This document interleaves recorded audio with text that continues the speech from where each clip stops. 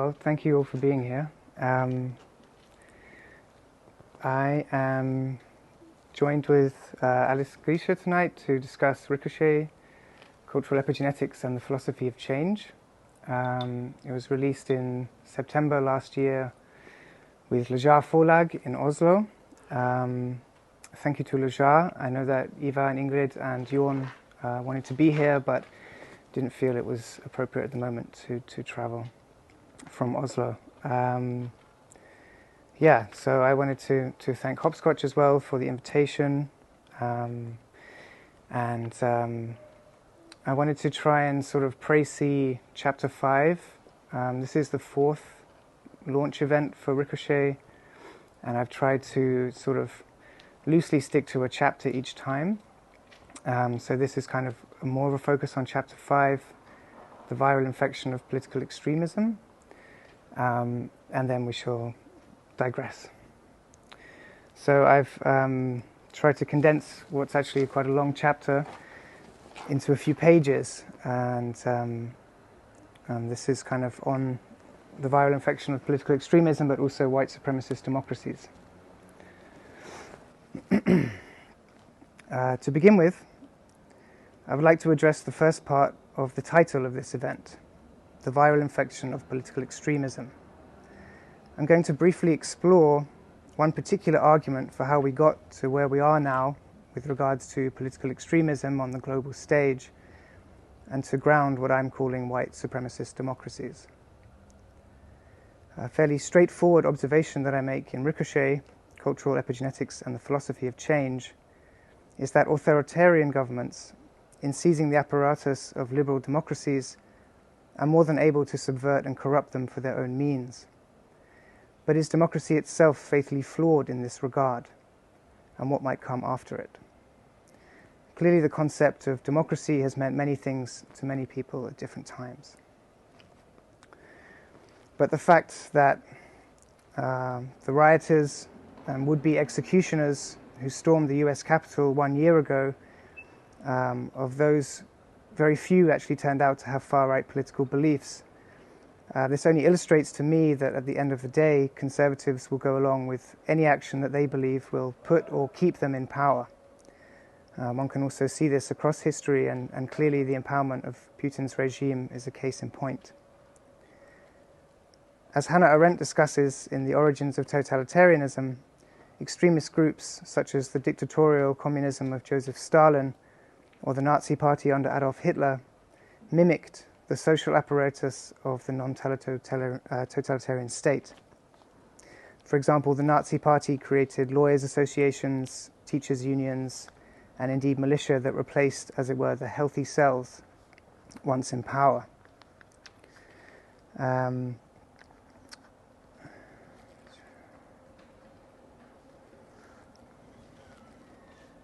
The Soviet model also created front organizations that served as a facade to what lurked inside. Once in power, as in the analogy with a viral infection, these look-alike versions of social organs then use the replicating materials and broadcasting equipment of the state to create exponentially more and more of themselves. In this sense, political extremism acts very much like a viral infection. For example, Arendt also writes that those in possession of extremist ideologies believe themselves to hold the keys to history. One must surely recognize here the surface proteins of the coronavirus, which work in a key and lock mechanism to open up and be invited into the healthy cell before it, the healthy cell, is turned upon and destroyed. Once inside the cell biology of liberal democracy, which is illustrated here in the diagrams, the virus of political extremism self-replicates using the cell's own replicating apparatus, broadcasting its destructive energy throughout the political body, so to speak. It's important to note that I am employing the biological mechanism here at work, not the ideas themselves, and clearly not persons. As alluded to above, the concept of the viral infection of political extremism is indeed my attempt at a model of the cell biology of liberal democracy, and this really presented itself in January 2021 when the rioters stormed the nucleus of the Capitol building in Washington, D.C. So you can see here in the diagrams from the book, which were realized in collaboration with Jørn Aargaard, that these kind of spike proteins act as a way of entering in. They actually enter through the electoral process. So there's no need for actually a violent overthrow in that particular case, which grounds the idea that democracies themselves are prone to white supremacist sympathies. In my writing on the subject of viruses and the storming of the US Capitol, however, it is not that insurgents brought the coronavirus into the chambers of democracy. The broken electoral system, mass and social media achieved that when the 45th president was sworn in. To me, the analogy between viral infection and those insurgent groups actually speaks more to their political extremism than their particularly naive and dangerous relationship to the COVID-19 pandemic. So how did we get here? And what do I mean by white supremacist democracy? It is not only, I would argue, that the United States had the KKK in the White House just 2 years ago, but that there is something fundamentally white supremacist and patriarchal in the character and the manner in which the global North has interpreted the idea of democracy itself.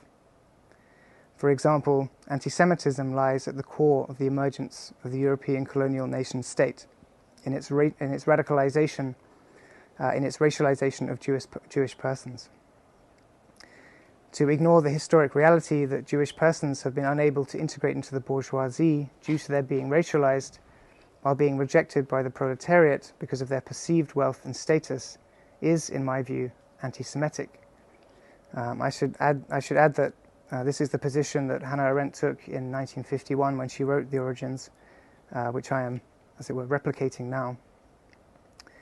It is well documented that the expansion of European nations into foreign lands during colonialism demanded at that time unseen levels of financialization, and that this greatly enlarged the debt of the state to Jewish financiers who were tasked with the managing of that debt. When Professor Ibram X. Kendi writes that the actual foundation of racism is not ignorance, but self-interest, he outlines to me a crucial means with which to look again at these histories, to the emergence of what we understand as racism and political extremism that have served to normalize white supremacism today. Racial profiling and advertising in the media is just one obvious example. And indeed, as David Wengrow, the co-author with the late David Graeber of The Dawn of Everything, has recently said, decolonization is just good science. When new data emerges, one must update history, and I want to argue with the work I've done on cultural epigenetics, our modeling also. Anti-Semitism and conspiracy theory are, of course, codependent worldviews. As Sarah Kenzador recently said on the Muckrake podcast with Yared Yates Sexton, conspiracy theory reskins well for each era. And if you're interested in the history of democracy and how in the United States it was created to keep the white owners of enslaved persons in power, a story that we are perhaps now only able to tell themselves, then do subscribe to the Muckrake podcast. That's my plug for Yared. As Arendt writes, anti-Semitism in pre-World War II Europe develops from a broad range of factors and is really weaponized by persons such as the German colonial military officer Karl Peters, who realized, among others, the immense power to be wrought from setting up supposed racial hierarchies. Social Darwinism took place in Europe and in the colonial and imperial mind to the historical backdrop of generations and generations of Jewish persons being racialized into artificially separated groups, including that of financier. The self-interest or opportunism that Kendi discusses then spread around the globe like a cancer. The example I give in the book is the first recorded use of the concentration camp to evict and murder 4,000 Cherokee people from Cherokee Nation lands in 1838. One must also observe the radicalized border policy, the racialized border policies of Europe, as we welcome white-skinned Ukrainians while refugees with a different phenotype starve to death on the Polish-Belarusian border. And needless to say, the reporting of these two events. My point is that white patriarchal suprematism is baked into democracies. It is only a matter of how much and when, and therefore it is only a matter of time before it re-emerges, perhaps again in totalitarian form.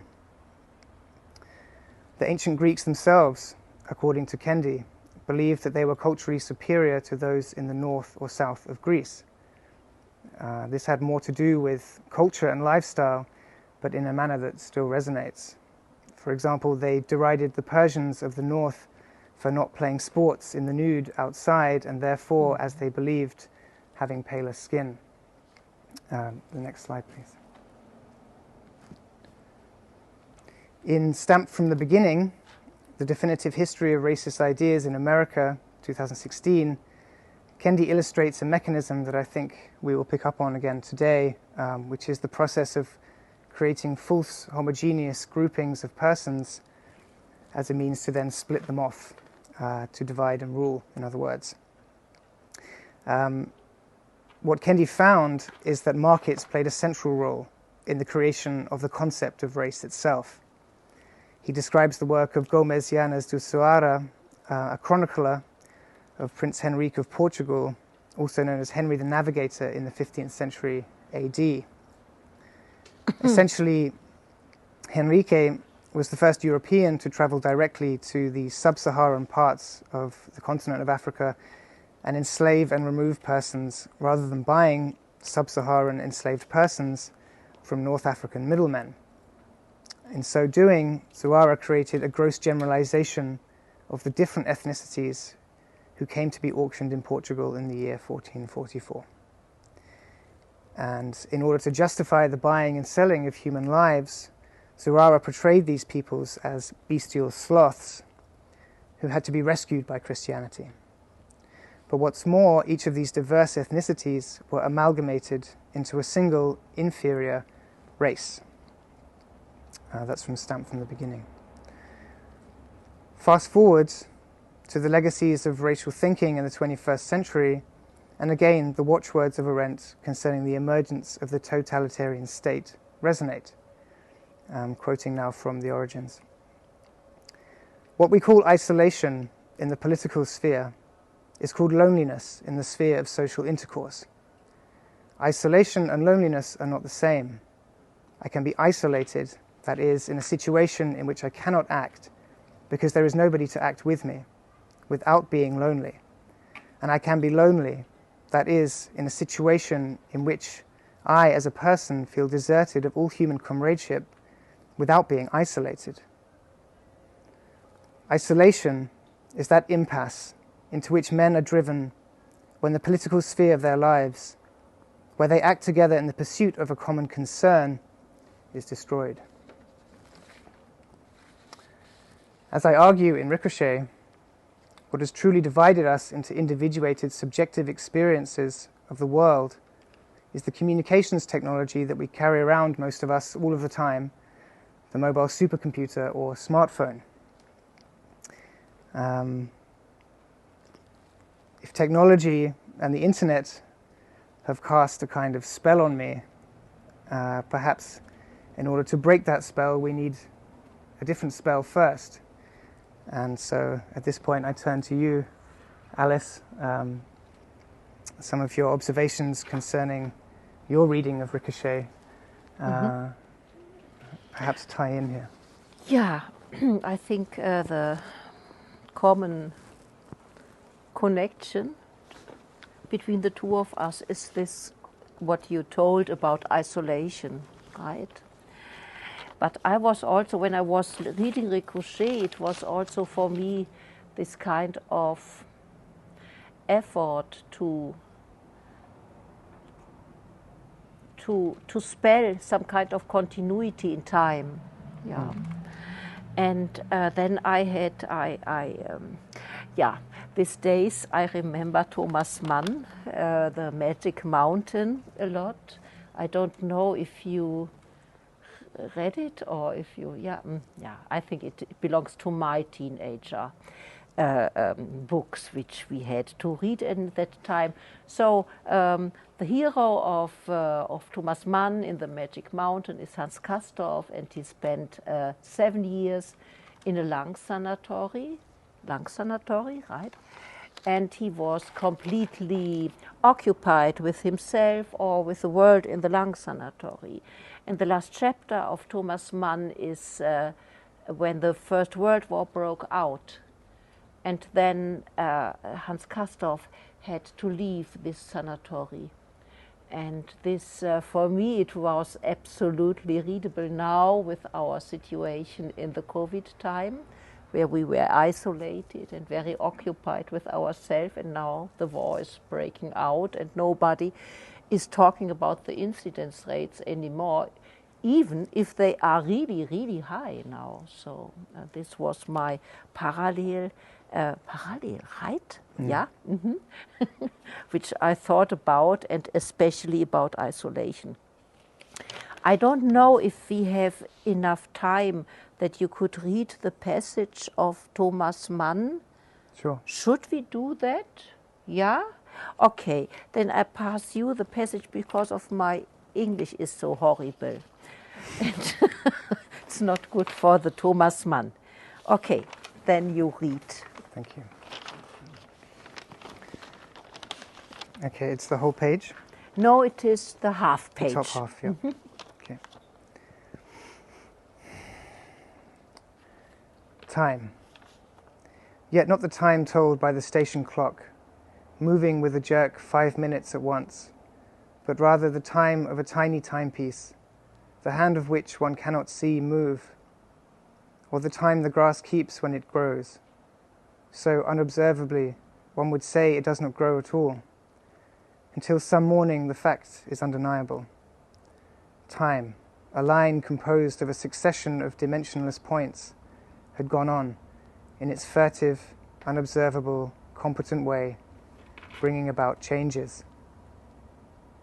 That historic thunder peal, of which we speak with bated breath, made the foundations of the earth to shake, but for us it was the shock that fired the mind beneath the magic mountain, and set our sleeper urgently outside the gates. Dazed, he sits in the long grass and rubs his eyes, a man who, despite many warnings, had neglected to read the papers. What is it? Where are we? Whither has the dream snatched us? Twilight, rain, filth.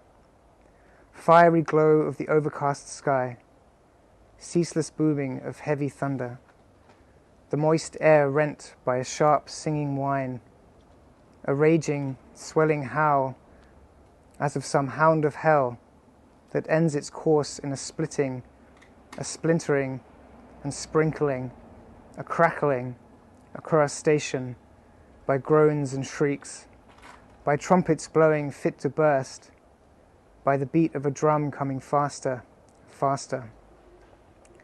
There is a wood, discharging drab hordes that come on, fall, spring up again, come on. Beyond a line of hill stands out against the fiery sky, whose glow turns now and again to blowing flames.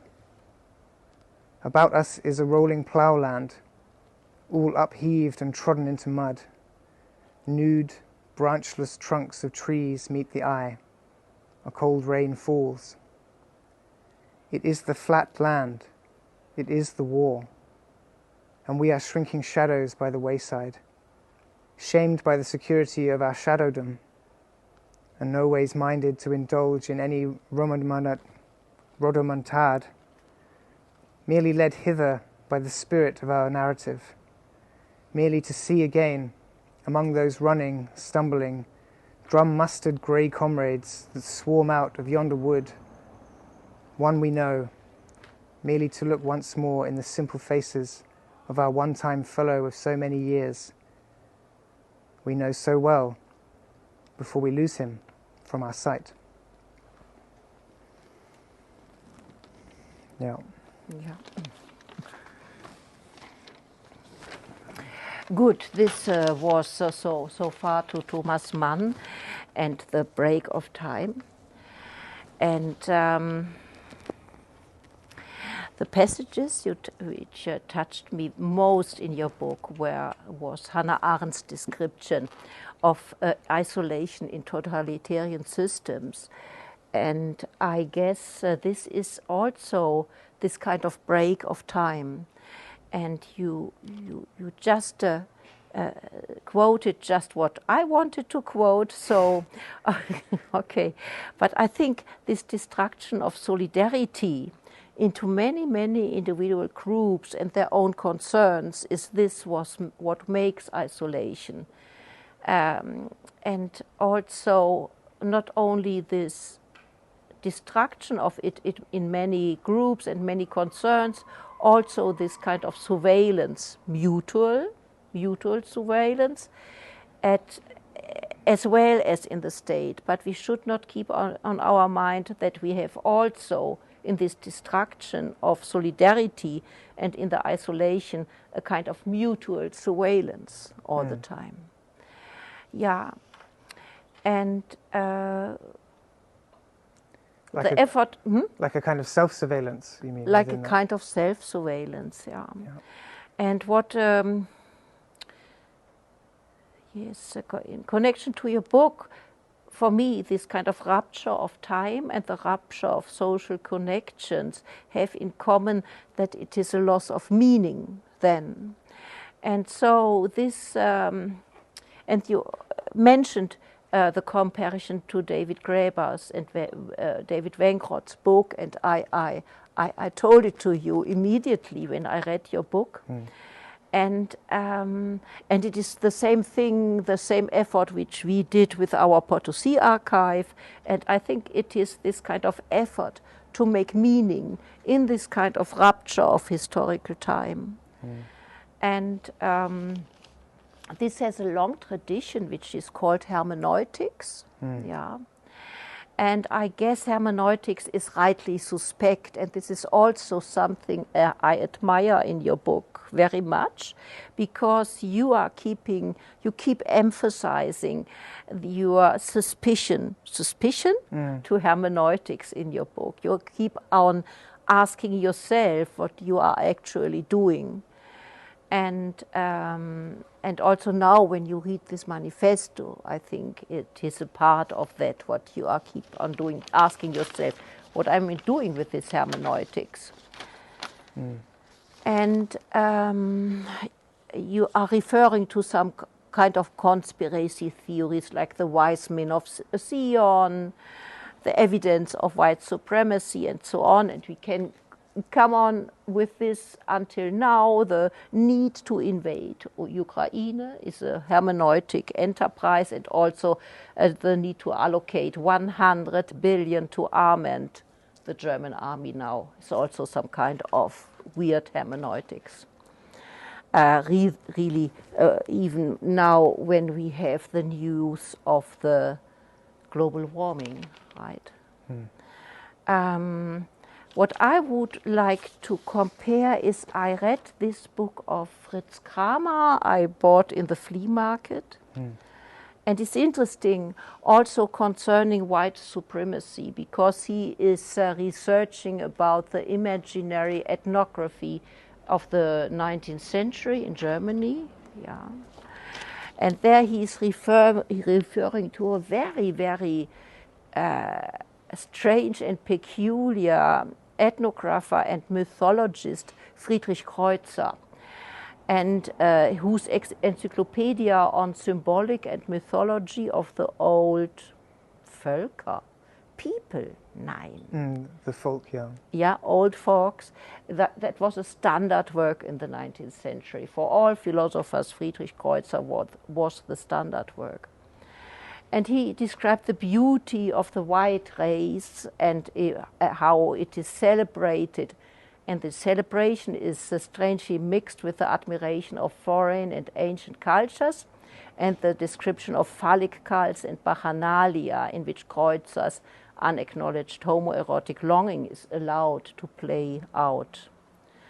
So I think, interesting for our discussion is that Creischer and his colleagues were always aware that hermeneutics did not see itself as an empirical science. And I think this is also crucial for your book, for your enterprise, I would say. Yeah. But as an interpretation of coincidences, like you might trace the path of the palm leaves, right? And Gräber-Wenckhoff, the principle of schismogenesis in the clay shards of the Neolithicum, or when we with the Potosi principle, the silver exploitation and Baroque paintings.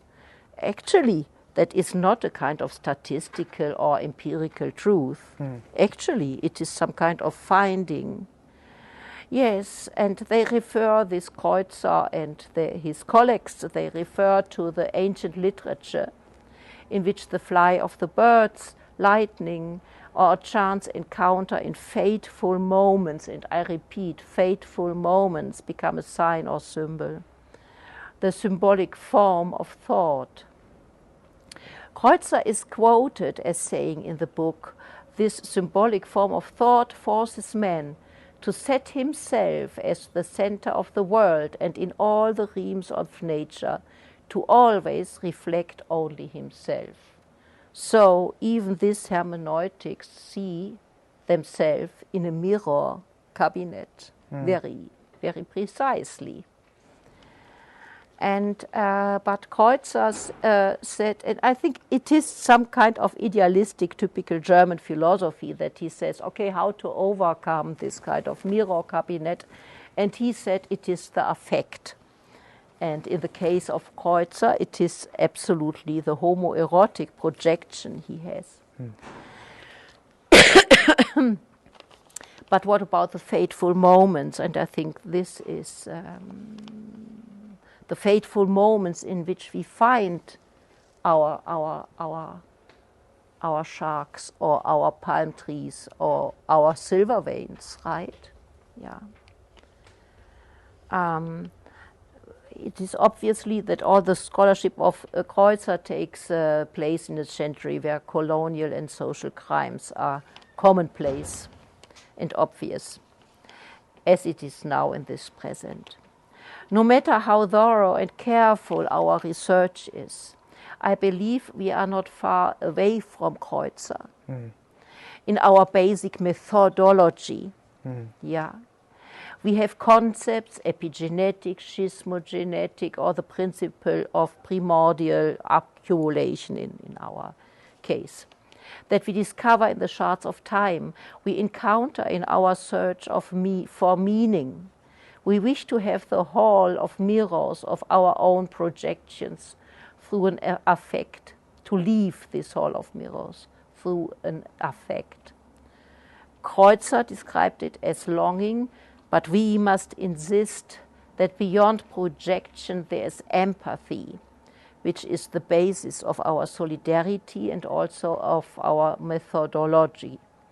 The truth of a theory is measured by the meaning that can be described from the shards of time insofar as it provides and fields which political world and which political action can be imagined. This is what I would say, and this is also in your book.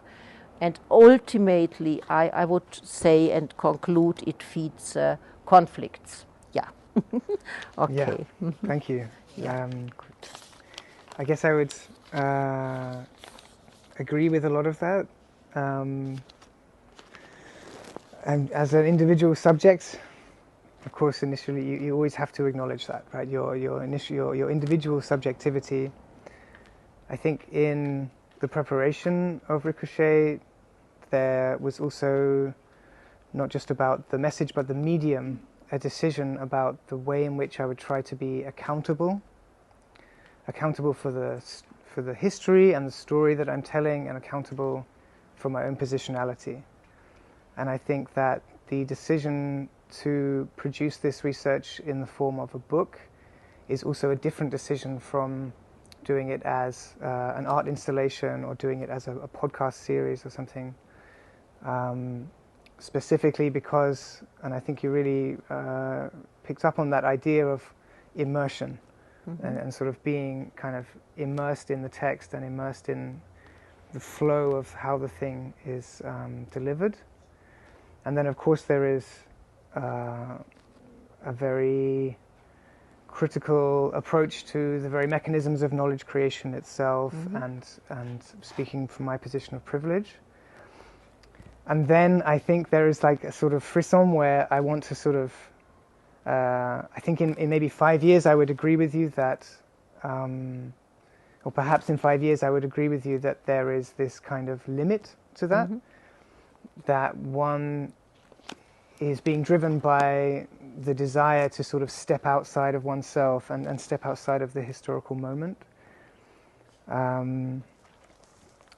The material philosophical attitude, which I've taken really for the last years, but you can really see it very explicitly in Ricochet, drove me down a path of exploring the biological models at the same time, right? So you have this kind of direct argument about the emotional and traumatic experience of certain persons in proximity to certain forms of public sculpture. Those correlations between emotional states, biological states, and exterior stimulus are not theoretical. They are materially real, as it were, in the same way that the Baroque paintings in Potosi are also these material artifacts, right? They do really exist in real life. And I think that's also been an inspiration, like that for sure. I mean, we also have work from the Potosi principle in Ricochet itself, right? So the acknowledgement is clear that desire and that kind of aspiration to bring things as closely into the material world and material reality. And in this case, it's kind of the subject body, but also in Potosi archive, it's also the bodies, but the bodies are the laboring bodies, the enslaved bodies. Specifically, it's a different period in history. So yeah, there is still that sort of open question, and I'm still trying to pursue, and I am still pursuing kind of, as it were, like the scientific method, and to sort of look at direct correlations. But the epigenetics is still at a point where they can see the things are there, but the one-to-one relationship, you know, like we discussed in Prague, for example, with the Center for Critical Studies, whether or not you could inherit artistic taste, whether you could actually gain a propensity through many, many generations of the appreciation of a particular visual stimulus. For example, like the most obvious example maybe is like Madonna and Child. And so you have a kind of propensity to respond to that image in a certain way, because if it's an emotional response, then, as we now know from epigenetics, the emotions have a biological resonance within the body.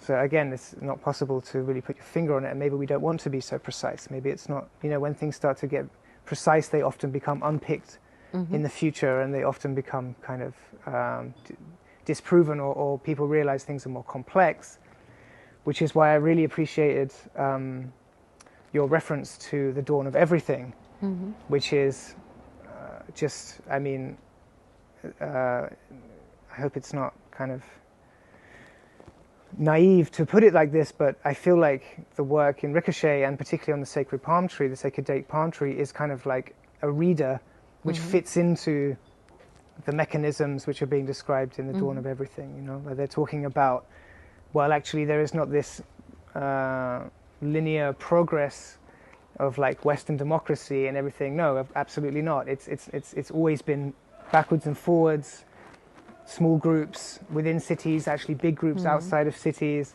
and then ideas being adopted through colonization, enclosed and given, you know, stripped of their color, actually, in terms of the architecture, literally, and then used as a sort of baton to go around the world, beating people around the head and saying, why can't you get with us, get with our freedom, you know? Because the sacred date palm tree is exactly a case in point, right? It's 12,000 years old, and yet it has this Greek origin story. So I think that so it fits into certain models, and it will come and go out of others. But yeah. Yeah, I don't know. Maybe there are also resonances between the Potosi-Prinzip and the dawn of everything, which you have, or do you see it differently now? Or I think all our enterprise, what we are doing, is like to create a kind of alphabet. And I think also because it is very clear that we are confronted with this kind of history which cannot be, it's not anyway readable in a linear sense. If I read history now in a linear sense, it is quite going like this to the catastrophe, right? And so I think the enterprise, is that a good word? Effort. Yeah. Effort is better. So our effort, I think the effort of a lot of persons is, okay, let's look in the history and let's look to the alternatives. There were all the time alternatives. This is also, I think this is what is striking me at the dawn of everything, that it is quite clear that it was not a linear history. You could all the time decide between if you are going to a state or if you are in an anarchistic community and so on, and since the Neolithicum. And I think to this thinking to have alternatives and also this experience of contingency is quite a really important knowledge for now, for the present, this experience of contingency. Because this is a little bit, wie sagt man da, entlastet, es entlastet uns. It takes the weight from us just to think now like Extinction Rebellion, right? Like now we are in 2050, And I think, so therefore I find it so, I guess it is very interesting to think on one side of this kind of development of an alphabet, right? Like you are doing, or of a method. And on the other side, on this kind of contingency of this method. And not as it is only contingency. No, it is a hope all the time. Yeah. Yeah. So there's something in... Yeah, exactly. And you touched upon it as well with the sort of mysticism and the sort of occult conspiracy theory from previous centuries as well, that there is something incredibly powerful about the storytelling of the apocalypse, right? And I think that there was an interesting observation as well with the dawn of everything there. Talking about this, they use this Greek term. It's is it me? I haven't remembered it properly. It's like a meiosis, or not meiosis. It's like it's going to come to me, but they have this particular moment where they see the conflagration of science and history and mysticism all mixed together, and they reflect that it's only in these moments that real change is possible. So they have this sort of position. Whereas I was looking at this word apocalypse, this other Greek word, which is composed of, it means to reveal.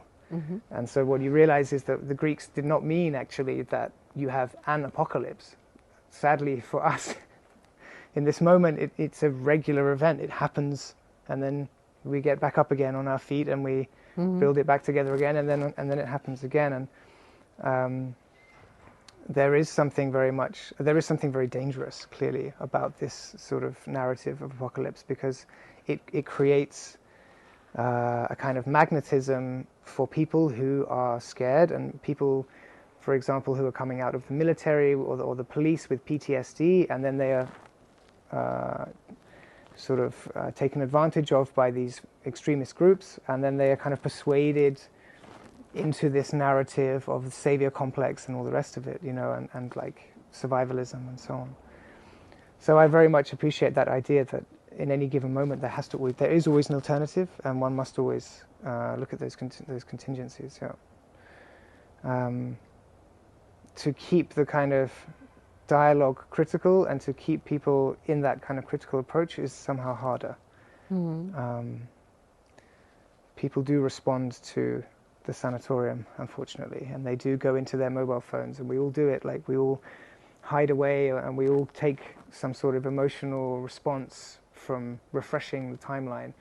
You know, it's the same chemical response as taking cocaine as when you refresh your timeline. True, like it's the same part of your brain that lights up. Only now it's much faster, because events themselves, especially with the pandemic, events themselves overtake the capacity to escape into the sanatorium, the technology sanatorium, whatever you want to call it. Yeah, on one side, and I think it could be, how to say, this kind of logic of murderous logic of the apocalypse. And it is said that even Putin has isolated himself during the time of Corona, and he read only Dostoevsky and Tolstoy, which is such a pity, because I'm really an admirer of Tolstoy, I have to say. And Dostoevsky is clear because of the theory of Nechayev, which is one of the most cynical theories of anarchism. Yeah, but also he isolated himself, right? And I think this issue of social isolation and mutual surveillance and surveillance by the state, I think this is, the main issue. Yeah. And it can be broken all the time via social doing. Yeah. And then you are out of the magic mountain, actually. Yeah. Yeah, it's good to remember this in 2022, and as spring comes in, this is the time for doing, and certainly I've been overwhelmed by how many people have been down at the Hauptbahnhof and receiving people and really becoming active like that. Yeah, I mean, I know that I don't want to sort of spend too much time on the occult, but I know that Putin is also reading Alexander Dugin, no? Who's a major, major baddie, and major, I mean, and the line is very thin between him, and this is what I pick up in chapter 8 as well, is that the line is very thin between someone like Dugin and someone like Rudolf Steiner, for example. Yeah. You know, Steiner is also the same era as your references earlier. And, you know, no matter which way you cut that story, it's deeply racialized and really not appropriate, and yet ever present in the architecture of democracy, in the architecture of neoclassicism, in all of these ways. And so the question is, like, do you change the architecture, or do you change your perspective? What kind of like battle do you set yourself up? I don't mean it necessarily with weapons, but as an author, let's say, or as a researcher. You know, the statues come down, of course. These are aggressive public monuments, and maybe this is also a time to have a discussion, not just Alice and I, but you know, when you find those monuments on the back of the Secret Service building, which are very clearly references to these 12,000-year-old sacred palm trees, what kind of action does that provoke, let's say, you know? I think the whole architecture question, I'm a little bit skeptical that architecture can activate something, yeah? But I was all the time a little bit ignorant to architecture, I have to say. And if you remember. And but I think it is really a very, very clear expression about what is going on. Look at the region of the main station, right? Right.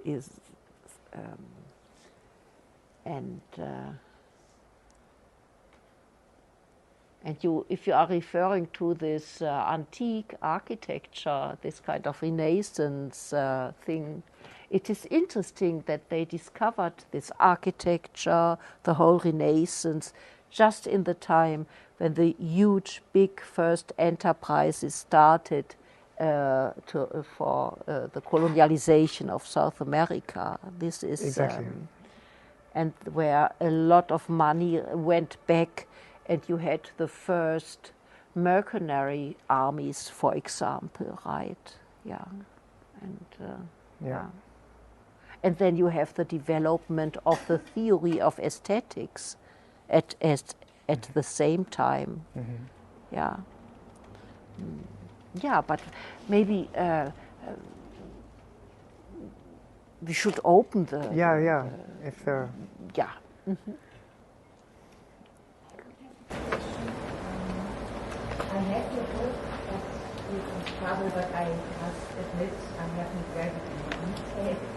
But I'm interested in your approach to entropy. Mm-hmm.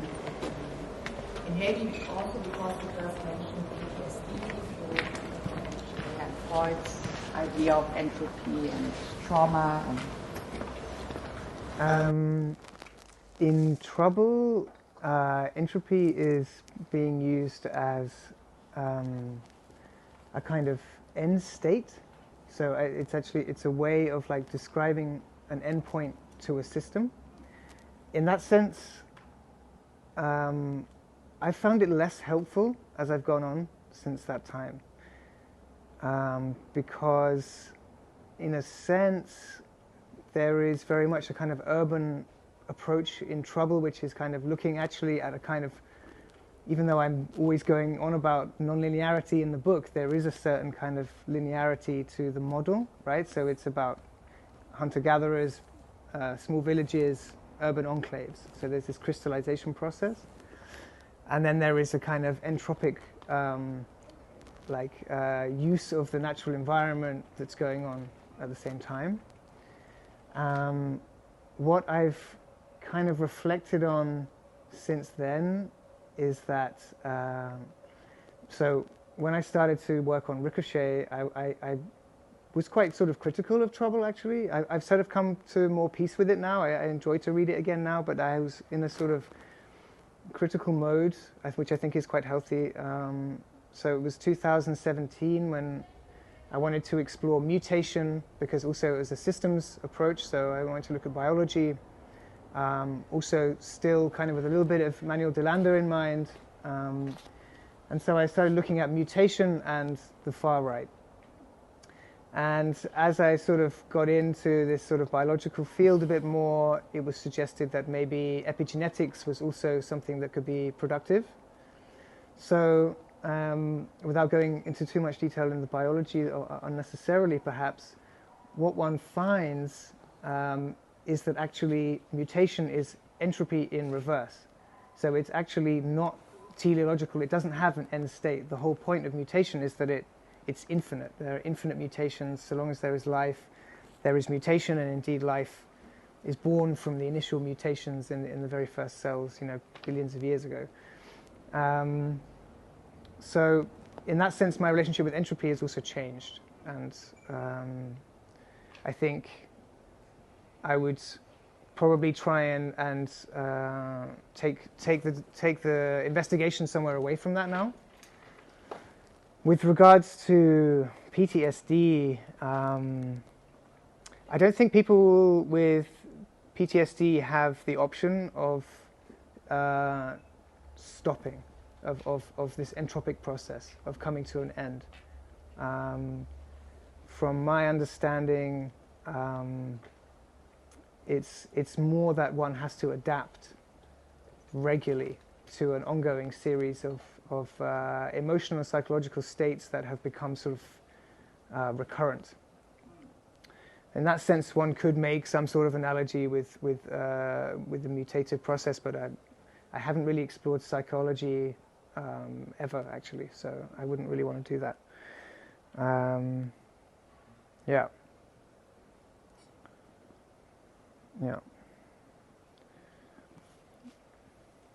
I don't know. I mean, according to Freud, Right. Right. Yeah, I mean, there's definitely a lot of work with regards to cultural epigenetics around memory, of course, because it's a kind of cultural memory in itself. Yeah, and then you get into the debate of whether it's really a cultural memory or whether it's cultural hegemony, basically, and cultural imperialism, which I would probably argue that's the latter, because people with power build buildings, basically, and they have them built in their name, and it's deeply white supremacist, all of that stuff, actually. So, yeah. It's sort of hysterical. I mean, a lot of this as well came from being quite hysterical, being quite sort of anxious, and I guess a little bit this kind of Extinction Rebellion age as well. You know, in the early 20s, when I was first like interested in this sort of questioning what these things meant. But it's I don't know what the word is exactly, but it's in a way reassuring that 20 years later, when you actually try and work out what it means, that it does mean something, and that it does have a pattern, a very long pattern indeed, and they're still doing them now. You know, it's 2016, they're throwing up these steel palm trees. I don't think it ends now, is the thing. I think these palm trees are with us. No, it will continue. Yeah. Yeah. Does anyone else have any comments, questions, or like just bombs they want to throw in? Or?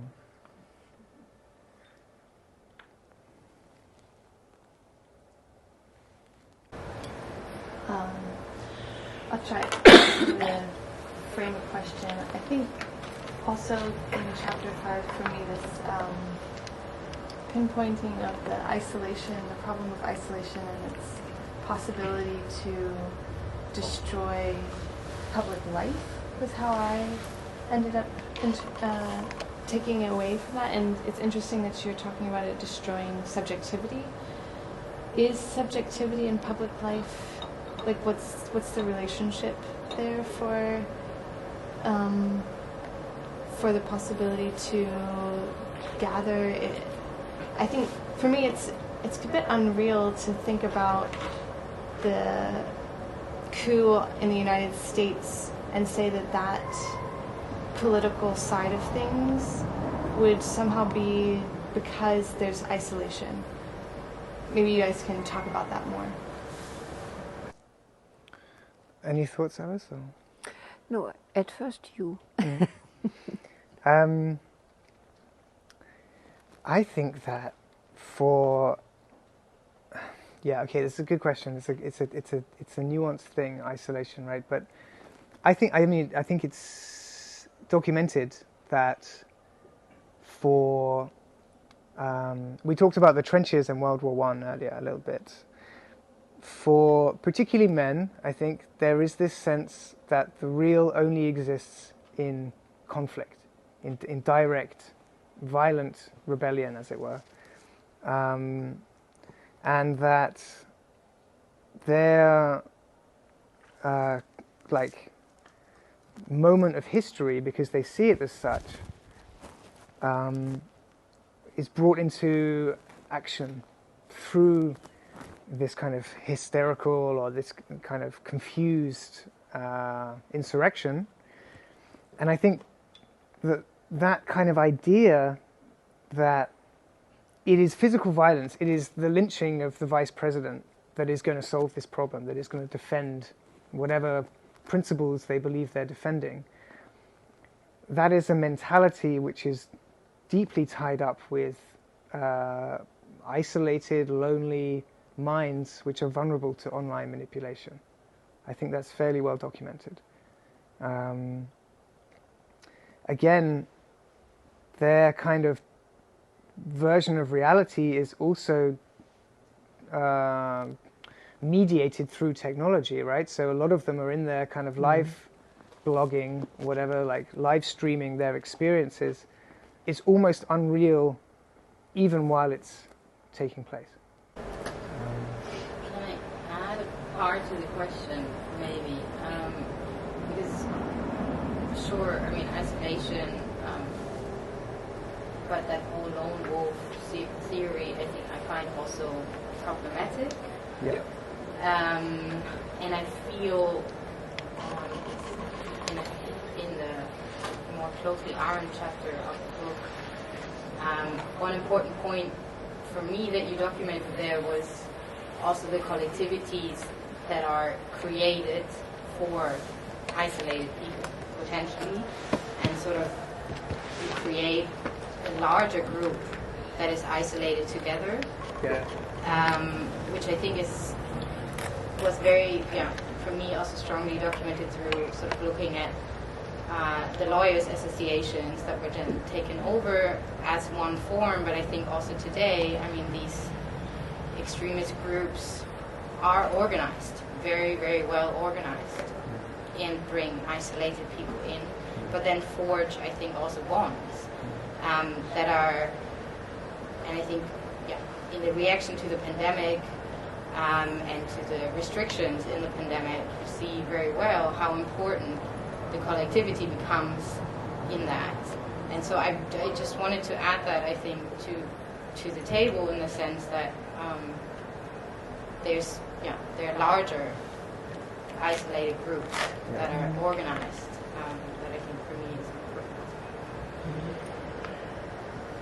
It is also interesting how they are organized now, because I think they are organized through machines, right?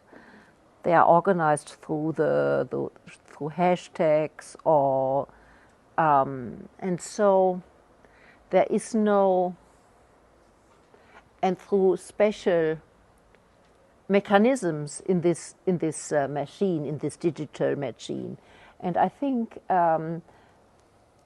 there is no gray zone anymore there, or there is no contingency anymore there. If you are in this group, you are in this group, and you are defined like that. And it is quite another thing if you are reactionary and conservative and you are going to the pub 50 years ago and meet your comrades there and you are drinking like that. But there was a huge gray zone to say, this guy is really nice, and say something other. There are a lot of experience in the pub, which are not only the conservative one. There is a world experience which is much more ambivalent.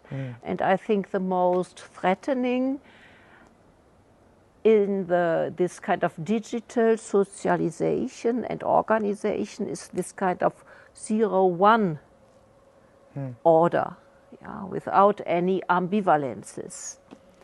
And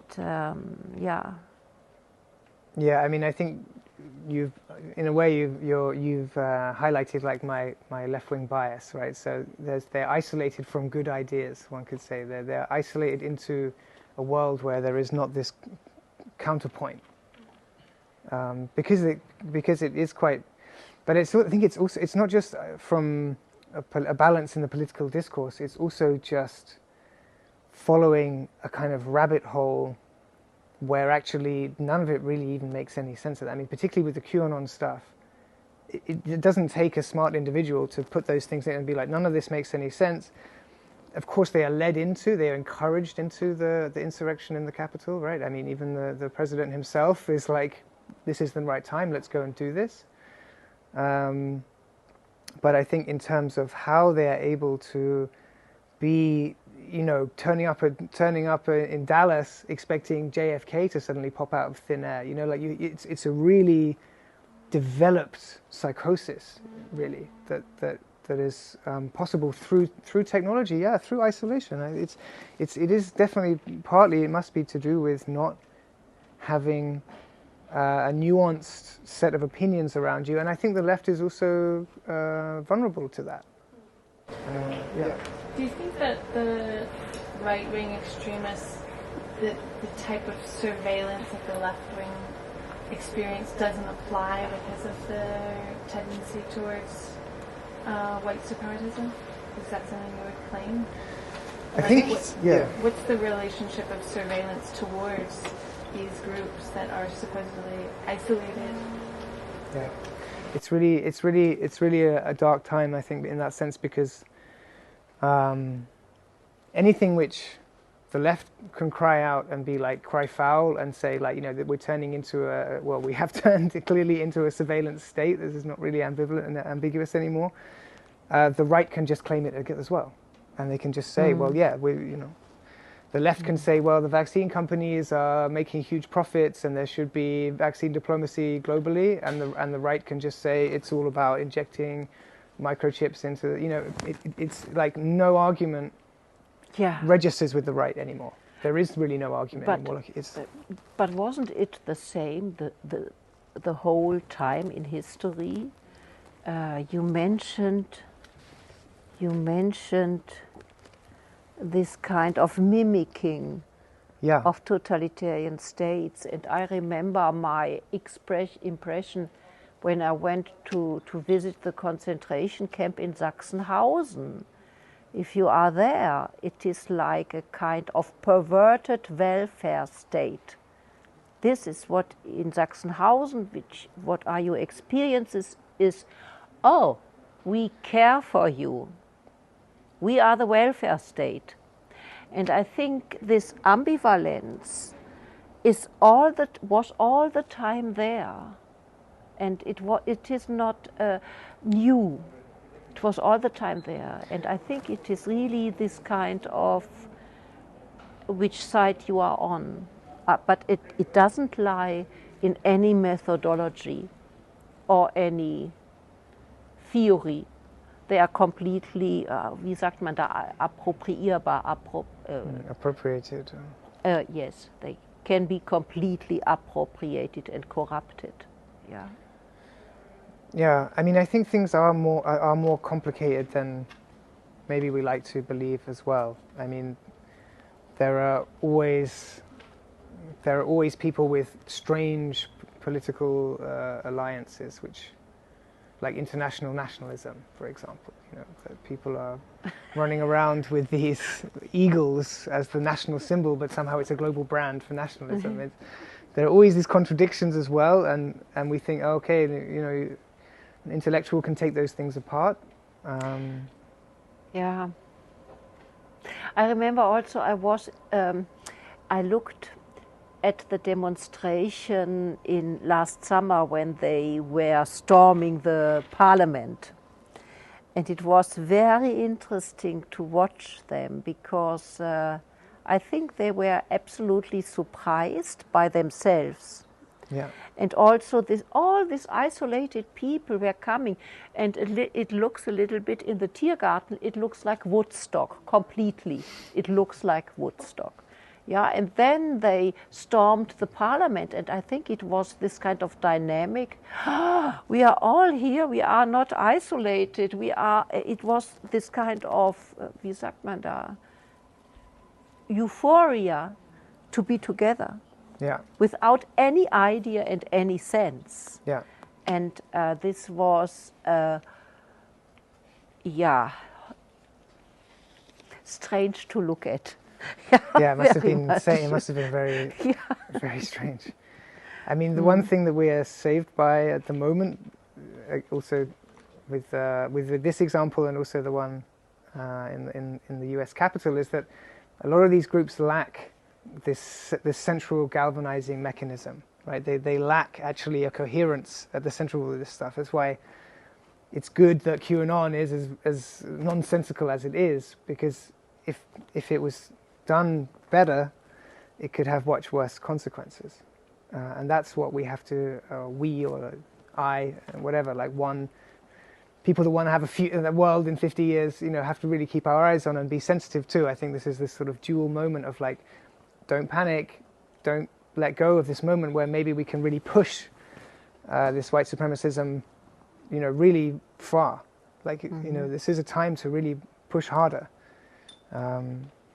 Because I think a lot of it, certainly a lot of commentators would say that a lot of the reason why we're seeing the militarization and the organization, the collectivization of the extreme right is because they feel that their time is coming to an end. And don't you think this is part of like this idea of a politics of the defeated, that people don't believe anymore in anything. We're in a post-truth era. You see the news, you're being propagandized all the time. You cannot really say for sure what is a little bit true or not, or how am I being fed this narrative. And these reactions like you, Anand, and all this, maybe we're just the last straw of the few that have a little bit more of a sense of history of perdurar, of continuing, and this is just like a defeated politics. I mean, let's hope so. Certainly, I could see that. I mean, when you saw, for example, a lot of my references are the United States, because I don't actually follow German like very well. I don't like engage with it really as much as I would like to from a linguistic perspective. So as an English-speaking researcher, I do tend to look that way often. But for example, I mean, the youth movement, the schools basically in California who have like walked out because of the Don't Say Gay bill. I mean, there is a lot of hope in the future for the next generation. Like they are becoming like more normally political, I would say. And I don't think they would see it even as being political, but I think they notice, I mean, if you have someone like the 45th president actually getting into power, they are not stupid. Like okay, there's the climate change president. Like there's the end of the world president. So let's do something different. And yet, of course, that cynicism is always possible. The cynicism is what drives a lot of this extremism, like as you were referring to. The thing that worries me a little bit is that we are still in the tail end of the 90s, and we haven't, certainly in the global north, really felt the really raw effects of the climate catastrophe, which is unfolding and we all know is there, and we're sort of kind of preparing ourselves and kind of not, and really kind of not really in a position of power to do so anyway. And that cynicism really creeps in moments of despair. Yeah, I think that's the thing that we have to worry, that I'm looking at, and I've been looking at it really for decades. It's like, okay, we're not all right-wing radicals now, but what happens when the chips are down and the food is short? That's the thing to prepare for, I think, is also in terms of your positionality. That's why, rest in power, David Graeber was such a valuable voice, because he could really somehow do that. He was very persuasive. He was very good at sort of arguing for collective organization, arguing for a less cynical way of doing that, I think. So skills to have, I think it will be like in the main station now in the first weeks. And I guess that we have all the power and the capacity to organize ourselves and to have a lot of solidarity with our neighbors. And I think if you look at certain situations in crisis, for example, economical crisis, Spain, 2011, enormous solidarity, enormous self-organization of hospitals, towns, and so on.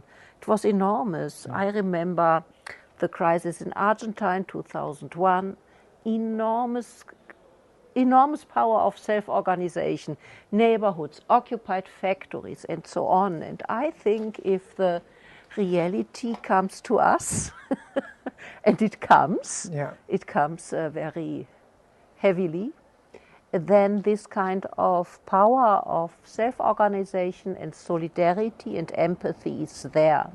Yeah, surely. Yeah, to be positive. Can I have a little pushback to the idea of that these people are, the right wing is lonely? I would think they are more organized than the left. They are not lonely.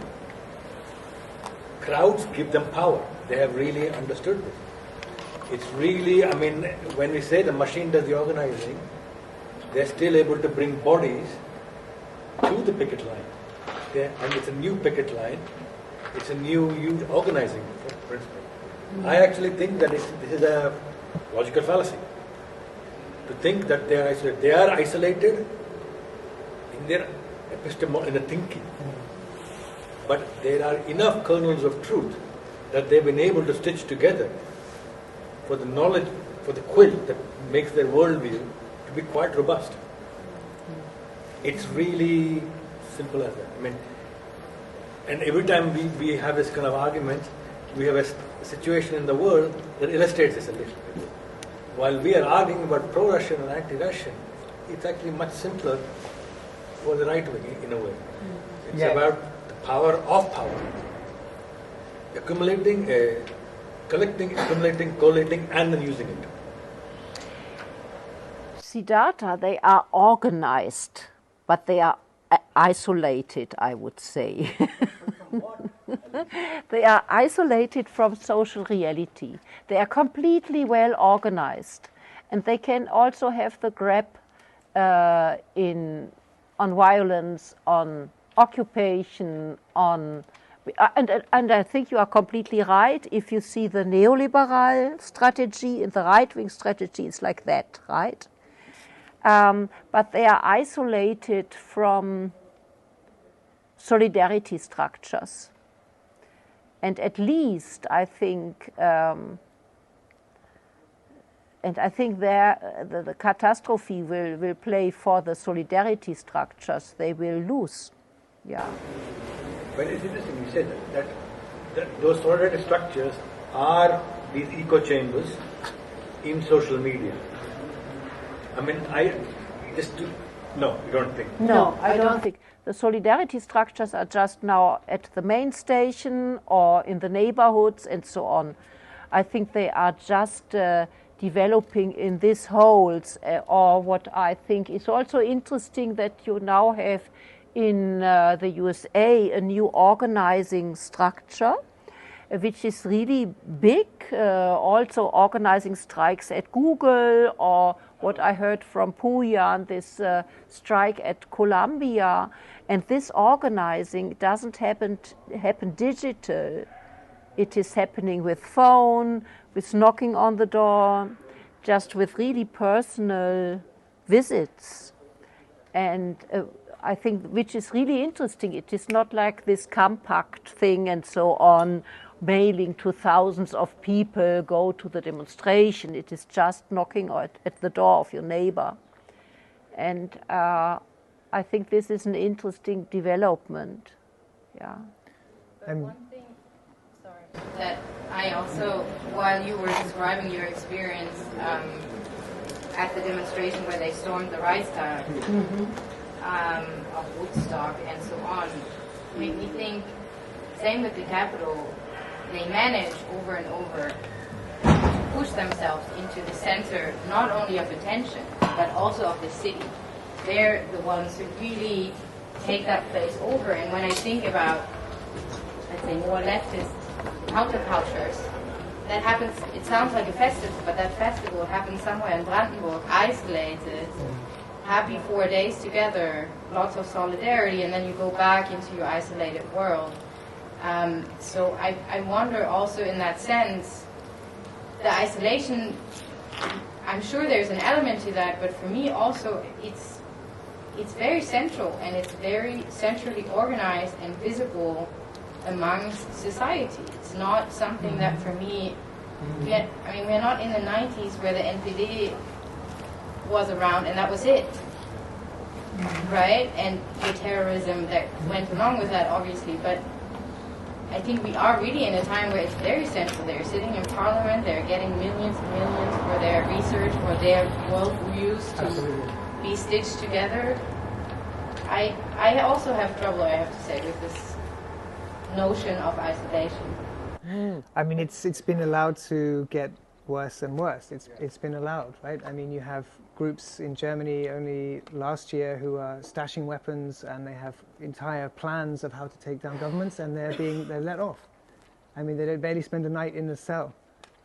And this has been increasing. I mean, it's been on the sort of police watch lists for decades that this is increasing, and you have to say it is being allowed to take place. And I think it comes back to this idea that basically better to have like an extremist than to have an extremist in the other direction, or to have someone on the left taking power. I think there's a sort of safety mechanism within the democratic process itself, which is like we can't allow too much ground to liberal or non-white persons, so there has to be this kind of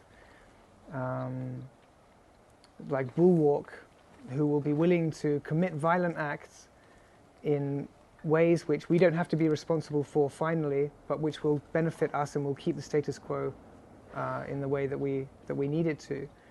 And I think that part of what you're saying as well, Siddhartha, is that this, as it were, this solidarity amongst political extremism and right-wing political extremism, is that the extremism itself is a galvanizing agent. It leads people into, because it's going back to like the very earliest kind of origin stories of thought and consciousness and mankind itself. And of course it's only one way of doing that. But these people are mostly, I would say, not exposed to those types of narratives, and so they become very deeply involved in them because they do more than the plastic, surface-level media Netflix show is ever going to give them. You know, so there is this kind of appeal which comes from these particular narratives, and as we've seen in history, and as we see again now, it only takes a small group of people to commit violent acts to completely change the political landscape and everything. So whether the numbers are there or not, if they are willing to kill, then they take a totally different, have a totally different intervention within the historical process. I think that there's, especially with acts like the storming the Capitol, I think it's a good example. One thing that I was struck by with watching that unfold live, I remember looking at Twitter and being like, they're just walking around the hallway and looking at the statues like as if it's a tour group. And it was this real sense of like, we have all this power, now what do we do with it? And I think that you use the term hall of mirrors. And I think that there really is this, and I think the pandemic has really hastened this kind of memory palace where real life is taking place, where it's not taking place in real in-person interactions, it's taking place inside one's own head. So things like QAnon become like entirely these like they're conspiracy fantasies. They're not even conspiracy theory. There's no logic. It's pure fantasy. But when that expresses itself in real life, the center cannot hold. And I think that's like the difference that you were saying. There is this like lack of any real social cohesion on which anything can rest. Even though it looks like good organization, it's just it's fantasy. And I wonder if there hadn't been the pandemic, would QAnon look very different? Would these right-wing movements have evolved in a different way? Because so much of this isolated life that we live in, like our own personal like nightmare rectangle, is, you know, that becomes like all of life. And when you have a year-long stretch, there's no other option. I mean, when has that ever happened before? Right. Right. Mm-hmm. Yeah. Yeah, I mean, this is where this image has this is like the modern crucifix, you know? That's why I chose just to have the single focal point for the evening, because it is operative and it has an agency.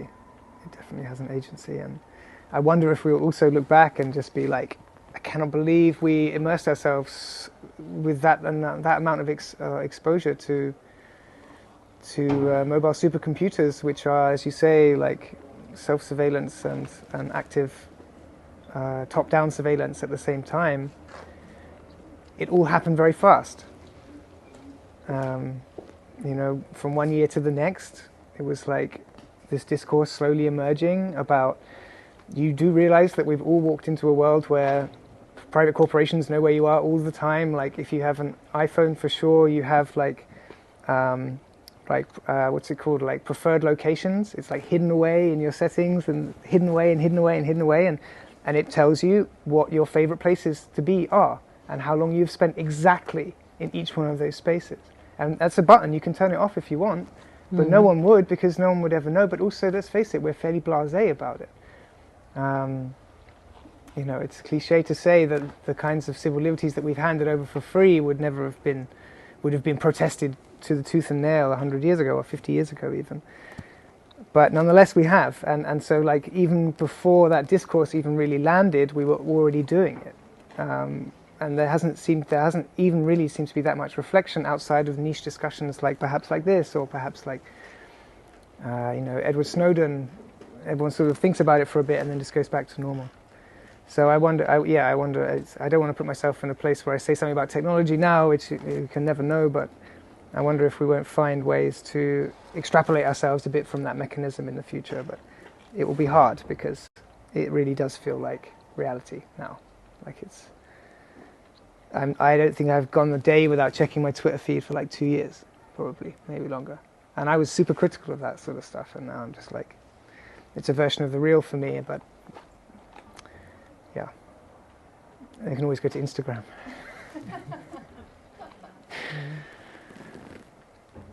But I don't know. I mean, you're not walking around with a supercomputer in your pocket, Alice, or yes, I'm walking you are around, now, yeah. But I'm ignoring it completely because I'm unable to. I'm a technical idiot, so I don't check what it is doing with me. Maybe it is good for that. But I think there is also some kind. People are experiencing more and more how it is enslaving you. Just if you want to have a bank account, or if I want to have a Gmail account, this kind of horrible questions, and I have to put a new code name and a PIN and all of that, and then it doesn't function because I don't know how, and so on. And I think people are getting tired with this. Yeah, for sure. And also, what was striking me a lot with the experience at the Reichstag, at the parliament, and in the Tiergarten, it was my own generation sitting there like Woodstock in the Tiergarten, and this kind of perversion of emancipative ideas. This was really depressing me a lot, to see, okay, the whole emancipative ideas of to be free, to care about yourself, to care about your body, were encapsulated only like, okay, I have to care for me. My emancipation is that I am free, and not this kind of solidarity.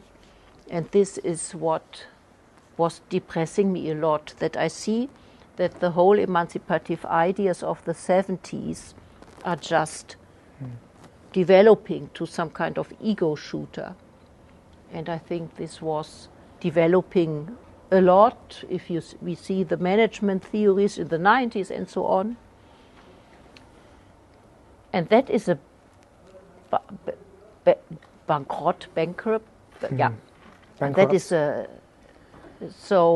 and I think therefore we have to look for just other ways of thinking, and also about another kind of institutionalization of it. If we think that left thinking is happening in the campus or happening in the academic sphere or in the cultural sphere, we are totally wrong. And I think this is some kind of saying to ourselves where we are positioned in the cultural field. Yeah.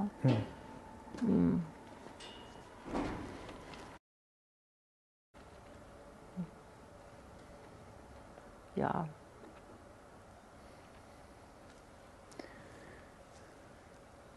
Anything else over the barricade before? Probably everyone wants a drink by now, right? Yeah. Read the room. Okay. Well, thank you. Thank you. And thank you. Thank you.